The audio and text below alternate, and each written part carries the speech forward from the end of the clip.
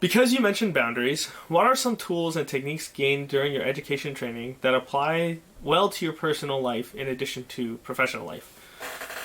Ooh, that's a difficult question. I think the biggest one that I picked up was active listening. I think that before I was always listening to give a response.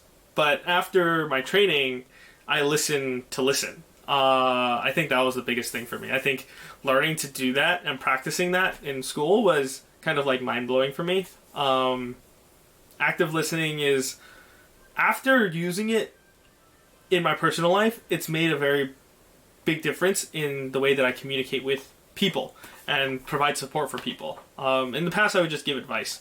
But active listening really helps you to kind of get inside another person's head and really to understand them, and the connection is much better when you apply active listening as opposed to just listening to kind of respond and give advice. My personal approach in being an active listener, I don't know if I have like a personal approach. I feel like it just depends on who's coming into the office and what I feel like they need. I do a lot of my therapy based on what the person is coming in with. I don't try to like push my own like method or anything like that. I just kind of respond to what I feel like I'm getting from the other person, and then I try to work with that. Yeah, just rolling with whatever I'm getting from the other person and kind of reading their body language, reading their mood, and kind of just reading what I feel like it is that they need. Sometimes I'll kind of give it a test. Like, I personally, if there's anything that I like to use a lot, is kind of humor, and I try to try little jokes here and there to see if they respond well, and then if they do, then that's great. If they don't, then obviously I take on a more serious tone. And so it just kind of depends what that active listening part plays out, how that plays out.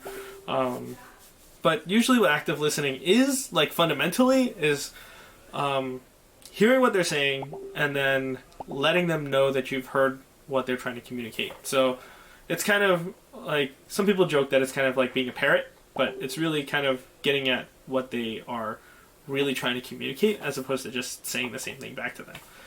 Rephrased a little bit so that the idea is the same, but the words are a little different, and just to make sure that you're getting the right idea from them. And that's usually what active listening, I think that's the core of what active listening is, at least for me personally, and making sure that they're understood.